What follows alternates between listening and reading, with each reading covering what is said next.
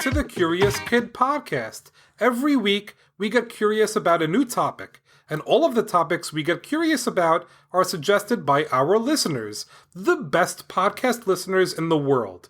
Sometimes, our listeners suggest a topic that gets Olivia really excited, because it's something she loves, and it's something that she is curious to learn more about. This week is a perfect example of that. Quadruple mailbag! Quadruple mailbag! Hello, Olivia and Jacob. I am 23 years old, residing in Mumbai, India. I love listening to your podcasts. Although I would listen to any and enjoy as much, my favorite one so far is the one on whales. I learned a lot from it. I am curious about chocolates and their origin. Who made the recipe for chocolates? Lots of love, Manorika. Hi, Olivia and her dad. My name is Pahel.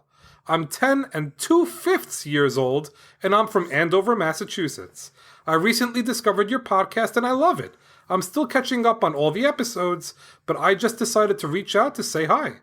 It would be great if maybe someday you could do an episode on chocolate. How is chocolate made? Why do people, including me, love chocolate so much?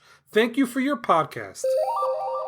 Hello, this is Daisy, and I'm 7 years old with my brother Silas, who is almost 10.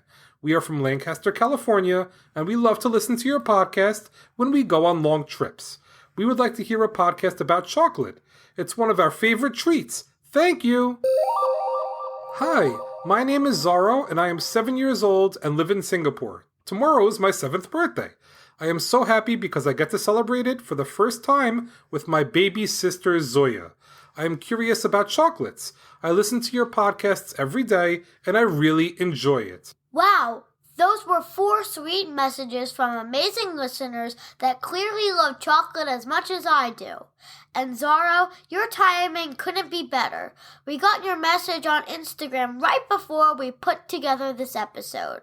We can't wait to learn more about chocolate from Manorika, Pahel, Daisy, Silas, Zorro, and baby Zoya. I'm really looking forward to this episode because it will include some of my favorite things: chocolate, history, and science.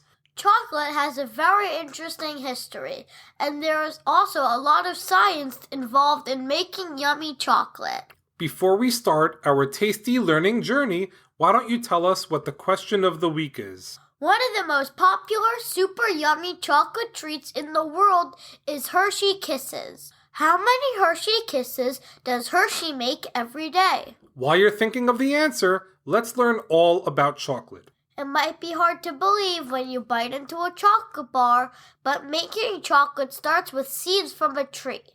The tree the seeds come from is called the cacao tree. People realized that the seeds from the cacao tree could be used about 2,000 years ago. The discovery was made by Mexicans and Central Americans. For a long time, the seeds were used to make a drink, and they were not used to make candy. Not only that, but the drink was very bitter, not sweet. Because it was bitter, other ingredients were often added for flavor. For example, the Aztecs would add chili or vanilla to make a chocolate drink. Chocolate was also only enjoyed by kings, other royals, and the wealthy. It was in short supply, so lots of people weren't able to enjoy chocolate long ago. And check this out. Chocolate was actually used as currency, meaning that it was used like money. One Aztec document from about 500 years ago shows that people were able to buy a turkey for the price of 100 cacao beans and a tamale. It was also about 500 years ago that Europeans were introduced to chocolate. Back in 1519, Spanish explorer Hernando Cortez visited the Aztec ruler Montezuma II, who absolutely loved chocolate. 9 years later, he brought chocolate back to his homeland. Europeans made a great contribution to chocolate by adding sweetness in the form of sugar or honey. Europeans spent a lot of money to have chocolate they loved imported from Central America. With the popularity of chocolate on the rise, more countries started to plant cacao trees. As the supply of chocolate started to go up, the price of chocolate fell. This allowed many more people to afford chocolate. Cacao trees can only survive in very specific conditions, which means that you can't just plant the cacao tree in many parts of the world. Cacao trees grow best in countries closest to the equator. As recently as 200 years ago, chocolate was still only consumed as a drink. So many yummy things didn't exist yet, like chocolate chips, chocolate ice cream, chocolate cake, chocolate bars, chocolate pudding. We get it. Lots of yummy chocolate foods didn't exist yet, but that was about to change. In 1828, a Dutch man named Conrad Johannes van Houten learned a special way to press cacao beans in a way that separated the cocoa butter from the dry cocoa. He also used alkali to treat the cocoa, resulting in a less bitter and smoother chocolate. A few years later, an Englishman by the name of Joseph Fry, he has nothing to do with French fries, by the way, mixed the Dutch cocoa with more cocoa butter and sugar. He then pressed the mixture into a mold, making the first ever chocolate bar. Between the late 1800s and early 1900s, chocolate candy was becoming more and more popular, thanks to inventions by Rudolf Lindt, Henry Nestle, and Milton Hershey. How in the world do we get from cacao seeds to yummy chocolate? Let's learn more about how chocolate is made. Making chocolate is a surprisingly difficult process.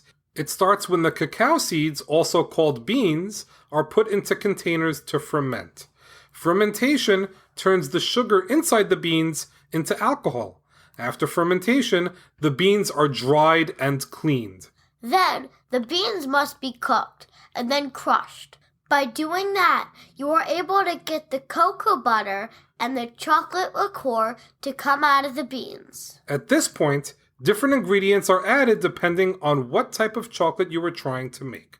If you are making my favorite chocolate, dark chocolate, you need cocoa butter, chocolate liqueur, and sugar.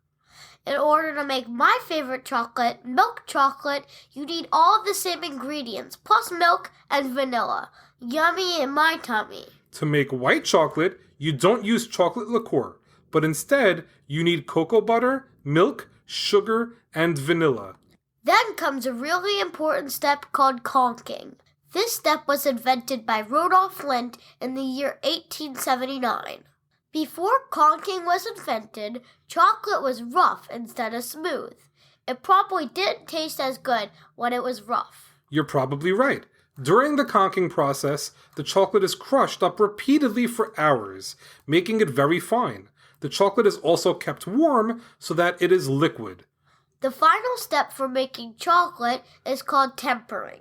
In this step, chocolate is heated, then it is shaken, and finally it's cooled. And that's how you end up with chocolate. It's a long process, but boy, is it worth it. Pahel asked us why people like chocolate so much. People think chocolate is addicting. Some even use the word chocoholic to describe someone that is addicted to chocolate. But is chocolate really addicting? Well, studies have actually been done to answer this question. The general consensus is that eating chocolate, especially milk chocolate, can make people feel good. Milk chocolate stimulates sweet taste receptors, resulting in the release of a chemical in our bodies called dopamine.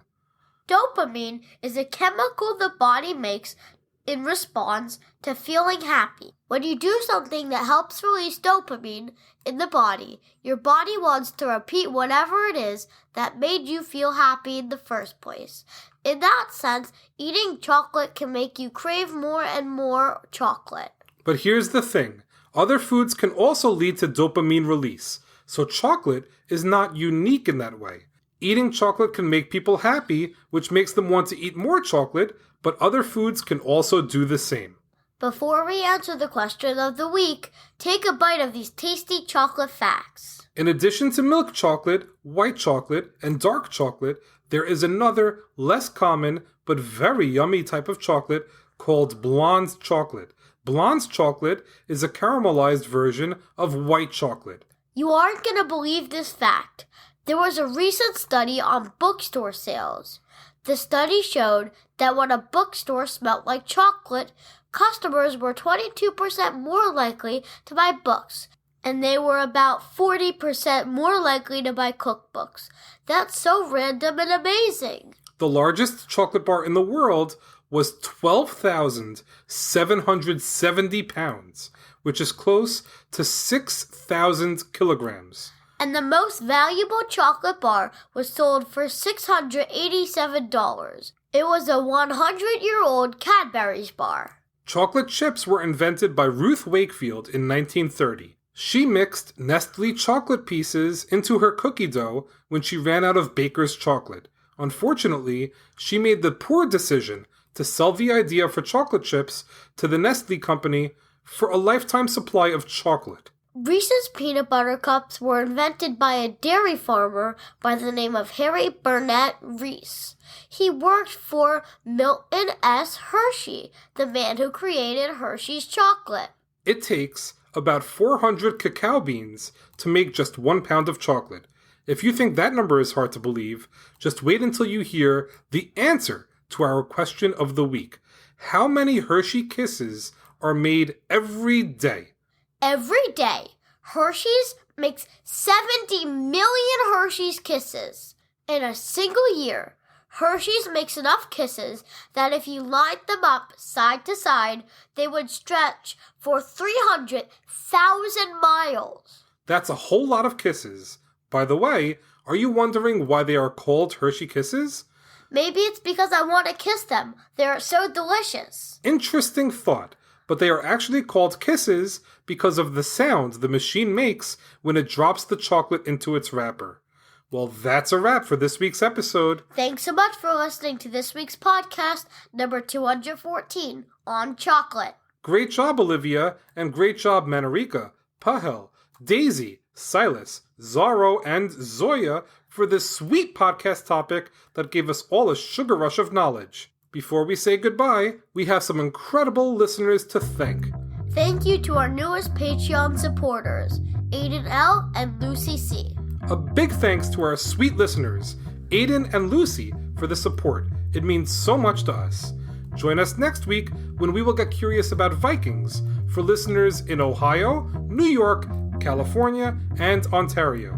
As always, thank you so much for listening and getting curious with us.